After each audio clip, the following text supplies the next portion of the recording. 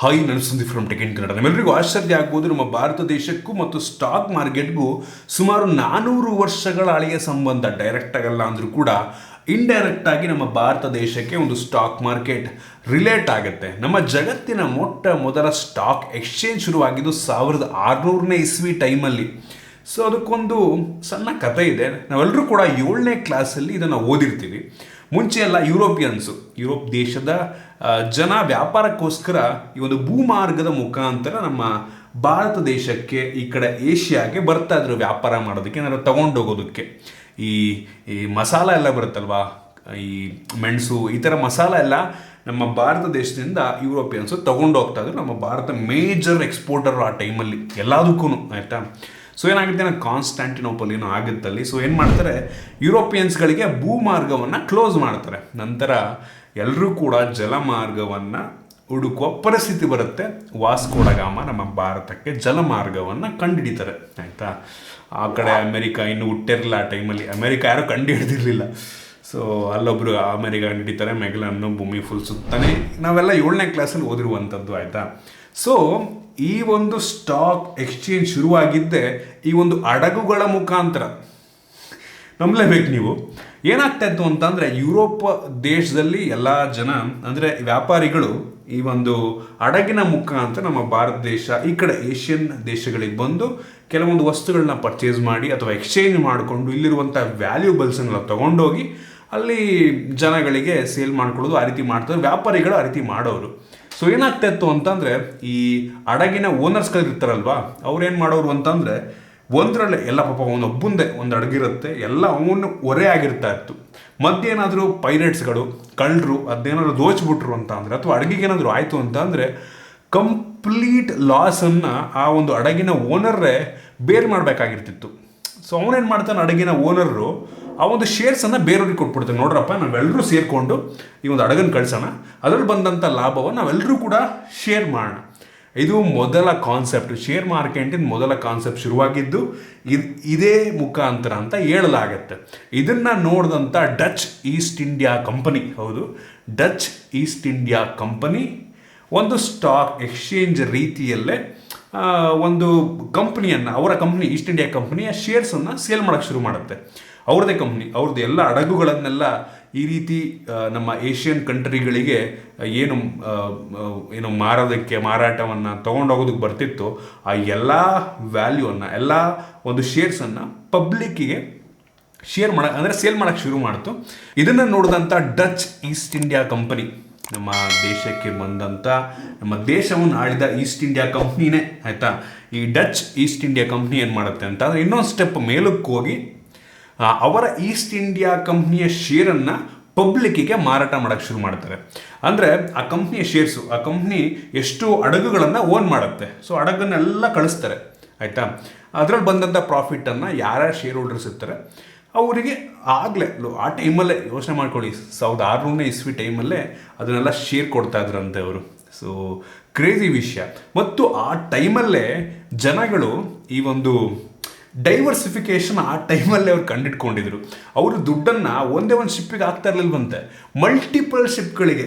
ಒಂದು ಶಿಪ್ ಮುಳುಗಿದ್ರು, ಒಂದು ಶಿಪ್ಪನ್ನು ಕಳ್ತನ ಮಾಡಿದ್ರು ಕೂಡ ಇನ್ನು ಉಳಿದ ಶಿಪ್ಗಳಲ್ಲಿ ಲಾಭ ಆಗೋ ರೀತಿ ಸ್ವಲ್ಪ ದುಡ್ಡನ್ನು ಎಲ್ಲ ಶಿಪ್ಗಳಿಗೂ ಆಗ್ತಾಯಿದ್ರಂತೆ. ಆ ಟೈಮಲ್ಲಿ ಅವ್ರು ಡೈವರ್ಸಿಫಿಕೇಷನ್ ಮಾಡಿದ್ರು. ಯೋಚನೆ ಮಾಡ್ಕೊಳ್ಳಿ, ನಾವೀಗ ಯೋಚನೆ ಮಾಡ್ತೀವಿ ಈ ಡೈವರ್ಸಿಫಿಕೇಷನ್ ಅಂತ. ಸೊ ಲಾಸನ್ನು ಕಡಿಮೆ ಮಾಡ್ಕೊಳ್ಳೋದಕ್ಕೆ ನಾವು ಈ ಟೈಮಲ್ಲಿ ಕೂಡ ಹಂಗೇನೆ ಎಲ್ಲ ಒಂದು ಅಸೆಟ್ಸ್ಗೂ ಕೂಡ ಸ್ವಲ್ಪ ದುಡ್ಡನ್ನು ಹಾಕಬೇಕು, ಡೈವರ್ಸಿಫೈ ಮಾಡಬೇಕು, ಆಗ ಸ್ವಲ್ಪ ಲಾಸ್ ನಮಗೆ ಕಡಿಮೆ ಆಗುತ್ತೆ. ಸೊ ಆ ರೀತಿ ಆಗಲೇ ಅವರು ಮಾಡ್ತಾಯಿದ್ರು. ಸೊ ಇದಾದ ನಂತರ ಕೆಲವು ವರ್ಷಗಳ ನಂತರ ಈ ಒಂದು ಲಂಡನ್ ಸ್ಟಾಕ್ ಎಕ್ಸ್ಚೇಂಜ್ ಶುರುವಾಗುತ್ತೆ. ಸೊ ಅದಕ್ಕಿಂತ ಮುಂಚೆ ತುಂಬ ಕಡಿಮೆ US ಸ್ಟಾಕ್ ಎಕ್ಸ್ಚೇಂಜ್ ಅಂತೂ ಇರಲಿಲ್ಲ ಬಿಡಿ ಆ ಟೈಮಲ್ಲಿ. ನಮ್ಮ ಭಾರತದಲ್ಲೂ ಕೂಡ ಸ್ಟಾಕ್ ಮಾರ್ಕೆಟ್ ಇನ್ನೂ ಶುರುವಾಗಿರಲಿಲ್ಲ. ಸೊ ಲಂಡನ್ ಸ್ಟಾಕ್ ಎಕ್ಸ್ಚೇಂಜು ಜಗತ್ತಿನ ಅತಿ ದೊಡ್ಡ ಸ್ಟಾಕ್ ಎಕ್ಸ್ಚೇಂಜ್ ಆಗಿತ್ತು ಆ ಟೈಮಲ್ಲಿ. ಆಮೇಲೆ ಏನಾಯಿತು ಅಂತ ಅಂದರೆ, ಇರೋಬರೋರು ಎಲ್ಲರೂ ಕೂಡ ಲಿಸ್ಟ್ ಮಾಡೋಕ್ಕೆ ಶುರು ಮಾಡಿದ್ರು. ಎಲ್ಲರೂ ಕೂಡ ನಾವು ನಿಮಗೆ ಶೇರ್ ಕೊಡ್ತೀವಿ, ಬನ್ನಿ ಅಂತ ಡಮ್ಮಿ ಕಂಪ್ನಿಗಳೆಲ್ಲ ಆಗಕ್ಕೆ ಶುರುವಾಯಿತು. ಅವರು ಆ ಶಿಪ್ಪನ್ನು ಬೇರೆ ದೇಶಗಳಿಗೆ ಕಳ್ಸೋಕ್ಕೆ ಮುಂಚೆನೇ ಆ ಶಿಪ್ಪಿನ ಓನರ್ಗಳಿಗೆ ಇರೋಬರೋ ದುಡ್ಡೆಲ್ಲ ಬರ್ತಾ ಇತ್ತಂತೆ. ಫ್ರಾಡ್ ಆಗಿ ಶುರುವಾಯಿತು. ಮತ್ತು ಡಿವಿಡೆಂಡ್ಸ್ ಅಂದರೆ ಪ್ರಾಫಿಟನ್ನು ಶೇರ್ ಮಾಡ್ತಾರಲ್ಲ, ಸೊ ಏನು ಮಾಡ್ತಾರೆ, ಲಂಡನ್ ಗೌರ್ಮೆಂಟು, ಈ ಎಲಿಜಬೆತ್ ಯಾರ ಕ್ವೀನ್ಗಳೆಲ್ಲ ಇರ್ತಾರಲ್ಲ, ಏನು ಮಾಡ್ತಾರೆ, ಕೆಲವು ವರ್ಷಗಳ ಕಾಲ ಅಂದರೆ ಒಂದು ಡೇಟನ್ನು ಫಿಕ್ಸ್ ಮಾಡ್ತಾರೆ, ಅಲ್ಲಿ ತನಕ ಯಾವ ಕಂಪ್ನಿಗಳು ಕೂಡ ಹೊಸ ಶೇರ್ಸನ್ನು ಇಶ್ಯೂ ಮಾಡೋಂಗಿಲ್ಲ ಅಂತ ರೂಲ್ ಮಾಡ್ತಾರೆ. ಈ ಒಂದು ಎಫೆಕ್ಟಿಂದ ಶುರುವಾಗಿದ್ದೆ ನ್ಯೂಯಾರ್ಕ್ ಸ್ಟಾಕ್ ಎಕ್ಸ್ಚೇಂಜ್. ಇದು ಅಮೆರಿಕದ ಮೊದಲ ಸ್ಟಾಕ್ ಎಕ್ಸ್ಚೇಂಜ್, ಸದ್ಯಕ್ಕೆ ಜಗತ್ತಿನ ಅತಿ ದೊಡ್ಡ ಸ್ಟಾಕ್ ಎಕ್ಸ್ಚೇಂಜ್. ಅದ್ರ ಬಗ್ಗೆ ಆಮೇಲೆ ಮಾತನಾಡ್ತೀನಿ ಆಯಿತಾ. ಈ ಒಂದು ನ್ಯೂಯಾರ್ಕ್ ಸ್ಟಾಕ್ ಎಕ್ಸ್ಚೇಂಜು 1817ನೇ ಇಸ್ವಿಯಲ್ಲಿ ಶುರುವಾಗುತ್ತೆ.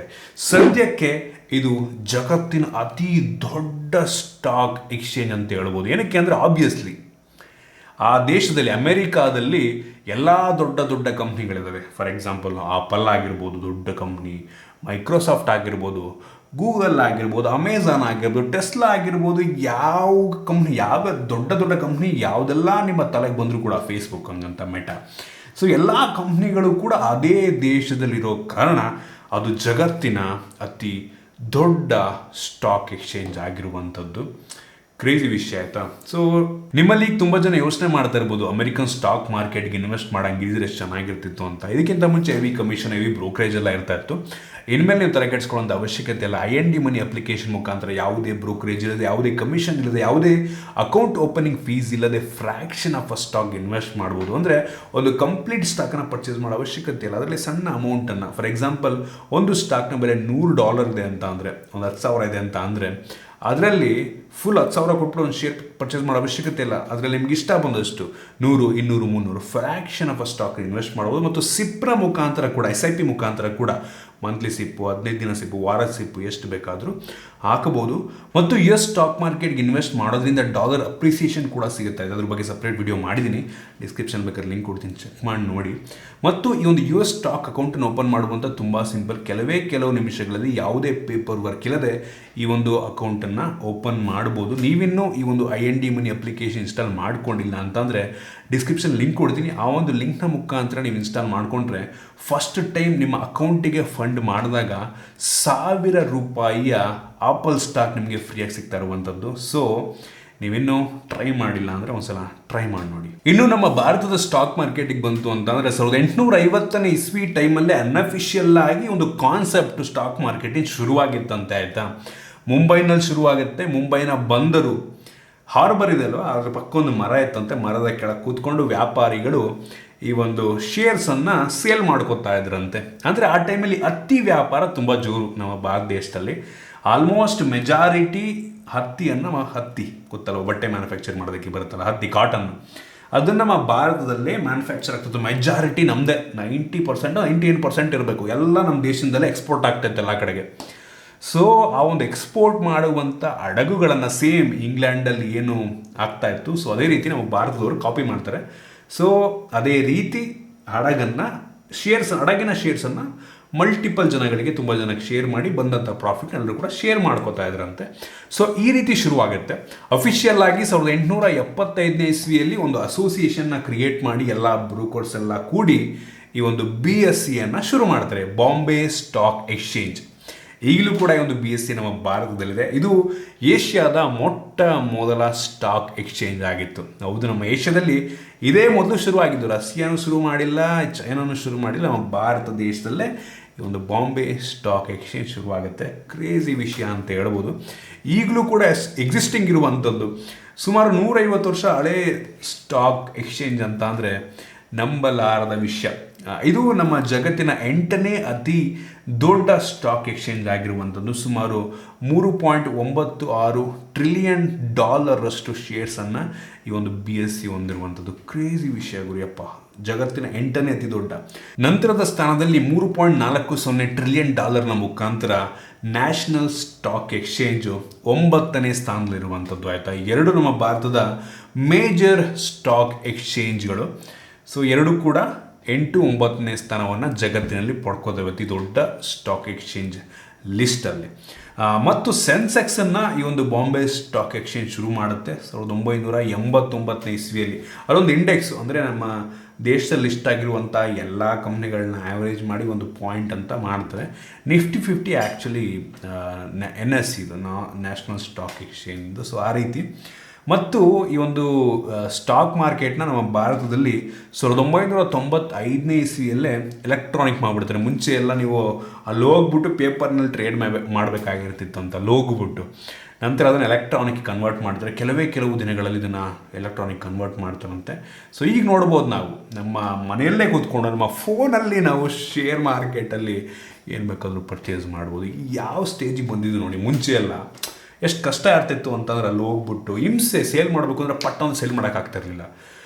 ಅಲ್ಲಿ ಹೋಗ್ಬಿಟ್ಟು ಫಿಸಿಕಲ್ ಆಗಿ ಯಾರಿಗೆ ಬೇಕು ಅವರಿಗೆ ಎಕ್ಸ್ಚೇಂಜ್ ಮಾಡ್ಕೊಳ್ಳೋ ರೀತಿ ಇರ್ತಂತೆ ಬಾಂಡ್ಸ್ನೆಲ್ಲ.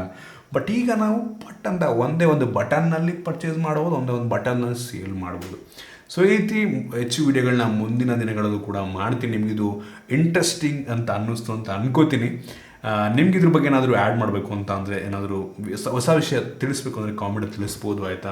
ಮತ್ತು ಆಗಲಿದಂಗೆ ನೀವೇನು IND ಮನಿ ಇನ್ಸ್ಟಾಲ್ ಮಾಡ್ಕೊಂಡಿಲ್ಲ ಅಂದರೆ ಟ್ರೈ ಮಾಡಿ ನೋಡಿ.